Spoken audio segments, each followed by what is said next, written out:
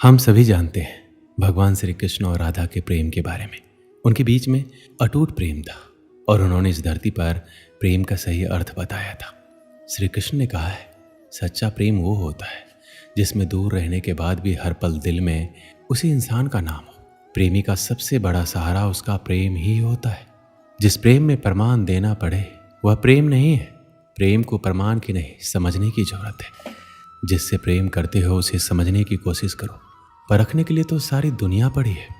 सृष्टि में एक प्रेम ही है जो लाख प्रयत्न करो खत्म करने का, लेकिन वो बढ़ता ही जाता है। प्रेम अगर सच्चा होगा तो वो आपकी परीक्षा नहीं प्रतीक्षा करेगा। जिस पर राधा को मान है, जिस पर राधा को गुमान है, यह वही कृष्ण है जो राधा के दिल हर जगह विराजमान है। समय देख कर नहीं, समय देकर प्रेम करना सीखो। जो आपको कहना है और आप कह नहीं पाते उसी को सरल भाषा में प्रेम कहते हैं। जहाँ आपकी कोई कीमत नहीं है वहाँ पर रुकना अनुचित है, चाहे वो किसी का घर हो या किसी का दिल। प्रेम में कोई वियोग नहीं होता।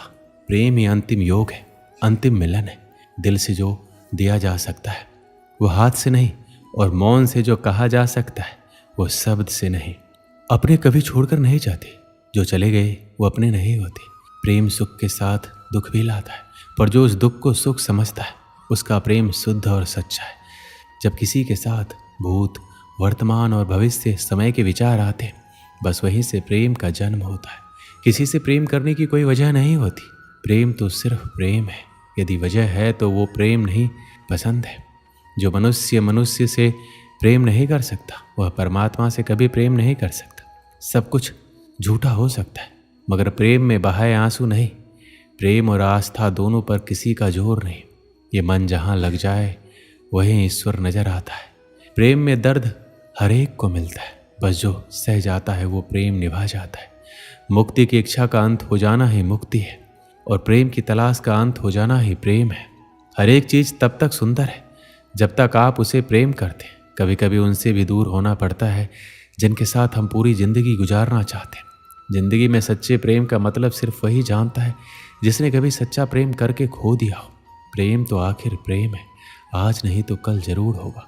प्रेम में स्वतंत्रता दी जाती है, अधिकार नहीं पाया जाता। प्रेम का अर्थ है सभी सुख दुख और मोह से परे रहना। शादी के बाद किसी और से प्रेम करना गलत है, तो प्रेम होने के बाद किसी और से शादी करना भी गलत है। प्रेम एक पिंजरा है जहाँ सिर्फ प्रकाश से प्रकाश दिखाई देता है, परछाई नहीं। प्रेम मानवता का दूसरा नाम है। प्रेम शरीर या सुंदरता देखकर नहीं होता, प्रेम हृदय से होता है। और जहाँ दो हृदय मिल जाए वहाँ प्रेम जन्म लेता है। इस दुनिया में दो पौधे ऐसे हैं जो कभी मुरझाते नहीं। अगर वो मुरझा जाए तो उसका कोई इलाज नहीं। पहला निस्वार्थ प्रेम और दूसरा अटूट विश्वास। परमात्मा सभी को एक ही मिट्टी से बनाता है, बस फर्क इतना है कि कोई बाहर से खूबसूरत होता है तो कोई भीतर से। कल की फिक्र मत करो, जिस ईश्वर ने आज तक संभाला है वह आगे भी संभाल लेगा। श्री कृष्ण कहते हैं, जीवन में सबसे बड़ी गलती वही होती है जिससे कुछ सीखा ना जाए। प्रतिदिन सूर्य उगने के साथ ही जग उठती है कुछ कहानियाँ, कुछ संघर्ष, इच्छाएं, यात्राएं, और सभी कहानियाँ संपन्न नहीं होती।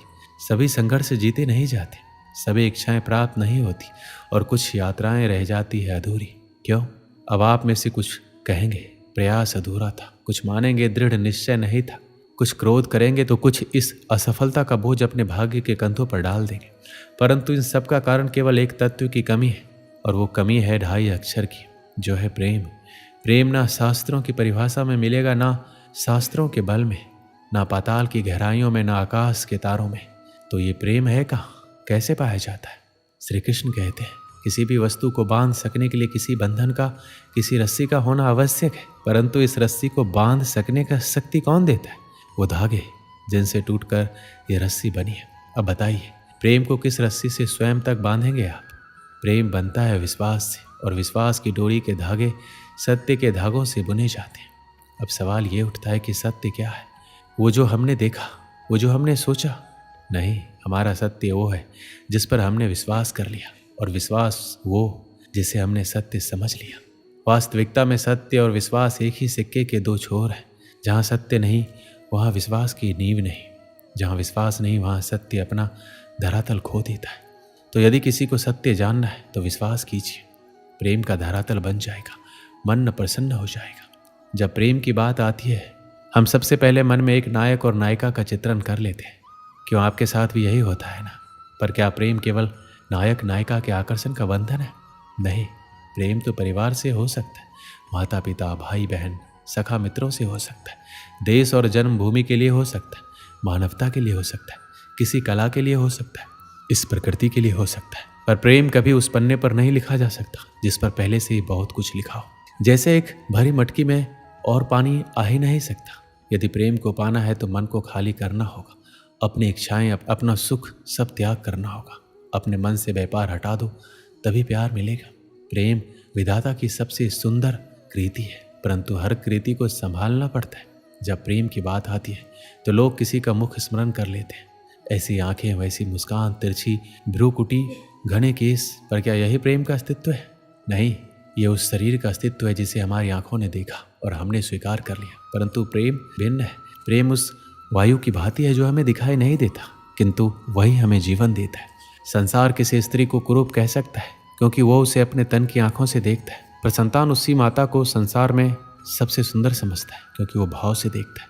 तन की आंखों से देखोगे तो वैसे ही पहचान नहीं पाओगे जैसे राधा मुझे पहचान नहीं पाई। इसलिए यदि प्रेम को पाना है तो मन की आंखें खोलो और प्रेम से कहो राधे राधे। एक व्यक्ति अपने जीवन में बहुत परेशान था। सब कुछ होने के बावजूद भी वह खुश नहीं रह पाता था। एक दिन वह अपने गुरुजी के पास गया और अपनी समस्या बताई। उसने कहा, गुरुजी, मुझे सफलता प्राप्ति के लिए मेहनत और लगन से काम करने की सलाह दी थी। मैंने वैसा ही किया और आज मैं अपने जीवन में सफल हूँ। मेरे पास गाड़ी, बंगला, पैसा और ऐशो आराम के सारे साधन हैं, फिर भी मैं खुश नहीं हूँ। मुझे लगता था सफलता प्राप्त कर लेने से सुकून मिल जाएगा, लेकिन मेरे जीवन में वो सुकून नहीं है। मैं खुशी और सुकून से भरा जीवन चाहता हूँ। गुरुजी, आप मेरा मार्गदर्शन कीजिए। गुरुजी ने उसकी बात ध्यान से सुनी, फिर मुस्कुराते हुए घर के कमरे में चले गए। थोड़ी देर बाद जब वो बाहर आए तो उनके हाथ में 3 गेंदें थी। एक गेंद कांच की, एक चीनी मिट्टी की और एक गेंद रबर की थी। वो गेंदें उस व्यक्ति के हाथ में देकर वो बोले, बेटा, मैं तुम्हारी समस्या का समाधान तुम्हें बताऊंगा, लेकिन उससे पहले तुम्हें एक छोटा सा काम करना होगा। जो गेंद मैंने तुम्हें दी है उन्हें तुम अपने हाथों में लेकर एक के बाद इस तरह उछालते जाओ कि एक समय में कम से कम एक गेंद हवा में जरूर रहे। व्यक्ति उन गेंदों को हवा में उछालने लगा। वह एक गेंद हवा में फेंकता तो 2 गेंद उसके हाथों में रहती। जब हवा में उछाली गई गेंद नीचे गिरने वाली होती तो वह हाथ में रखी गेंदों से एक को हवा में उछालकर उस गेंद को पकड़ लेता। यह सिलसिला इसी तरह चल रहा था। इसी तरह गुरुजी के कहे अनुसार एक समय में एक गेंद हवा में अवश्य रहती थी। कुछ देर बाद एक ऐसा समय आया जब चीनी मिट्टी की गेंद हवा में थी और कांच और रबर की गेंद उसके हाथ में थी, लेकिन इस बार उसका सही संतुलन नहीं बन पाया और हवा में उछाली गई चीनी मिट्टी की गेंद नीचे ही जमीन पर गिरने लगी। चीनी मिट्टी की गेंद सबसे ज़्यादा कीमती थी, इसलिए उस व्यक्ति ने सोचा जब 2 ही गेंद जमीन में गिरने से बचाई जा सकती है तो चीनी मिट्टी और कांच की गेंद को बचाना ज़्यादा सही है। उसने तुरंत अपने हाथ में से रबर की गेंद नीचे गिरा दी और चीनी मिट्टी की गेंद पकड़ ली। गेंद गिरने से वह दुखी हो गया क्योंकि गुरुजी का बताया गया काम सही तरीके से पूरा नहीं हो पाया। उसने जब अपने गुरुजी को देखा तो गुरुजी ने पूछा, बेटा, तुमने रबर की गेंद क्यों गिरा दी? चीनी मिट्टी की गेंद क्यों नहीं गिरने दी? उसने उत्तर दिया, गुरुजी, चीनी मिट्टी की गेंद सबसे ज़्यादा कीमती थी, इसलिए मैंने उसे ज़मीन पर गिरने नहीं दिया। यदि कांच की या चीनी मिट्टी की गेंद ज़मीन पर गिर जाती तो वो टूट जाती, लेकिन रबर की गेंद को नीचे गिरने से कोई नुकसान नहीं होता। इसलिए जब मुझे लगा कि मैं 2 ही गेंद हाथ में संभाल पाऊंगा तो मैंने चीनी मिट्टी और कांच की गेंद को हाथों में संभाला और रबर की गेंद नीचे गिरा दी। ये सुनकर गुरुजी बोले, बेटा, जिस समस्या का समाधान ढूंढने तुम मेरे पास आए थे उसका समाधान तुमने खुद ही निकाल लिया। अब जरा गौर से सुनो। ये 3 गेंदें तुम्हारी जीवन की प्राथमिकताओं को दर्शाती है। चीनी मिट्टी की गेंद तुम और तुम्हारा परिवार है। कांच की गेंद तुम्हारी नौकरी, व्यवसाय, पैसे और जीवन के आवश्यक साधन है। रबर की गेंद वो विलासता की चीज़ें हैं जिसके बिना भी जीवन आराम से कट सकता है, जैसे महंगा मोबाइल, घड़ी, अन्य महंगे शौक। तुमने अपने जीवन में कांच और रबर की गेंद पर ध्यान दिया और नौकरी, घर, गाड़ी, बंगला, सुख सुविधाओं के सारे साधनों के साथ अपने महंगे शौक भी पूरे किए, लेकिन चीनी मिट्टी की गेंद यानी खुद पर, अपने परिवार पर ध्यान नहीं दिया। यही कारण है कि तुम्हें अपने जीवन में खुशी और सुकून की कमी खल रही है। बेटा, जीवन में आगे बढ़ते समय अपनी प्राथमिकता तय करके रखो। जब भी जीवन की 3 गेंदों का संतुलन बिगड़ता सा महसूस हो तो रबर की गेंद छोड़ो। जीवन में खुशियाँ सदा बनी रहेगी। इस कहानी से हमें क्या सीख मिलती है? जीवन में अक्सर ऐसा होता है कि काम और पैसों के पीछे भागते भागते हम अपने लिए और अपनों के लिए समय नहीं निकाल पाते। यही कारण है कि हम खुशी और सुकून के लिए तरस जाते हैं। जीवन में इतना तेज भी क्या भागना कि खुशियाँ पीछे रह जाए। अपनी प्राथमिकताओं को समझो। आगे बढ़ना और सफल होना जितना महत्वपूर्ण है उतना ही खुशियाँ और सुकून भी है। उन्हें नज़रअंदाज ना करें। दोस्तों, इस वीडियो में बस इतना ही। मिलते हैं अगली वीडियो में। अपना ख्याल रखिएगा। जय श्री कृष्ण।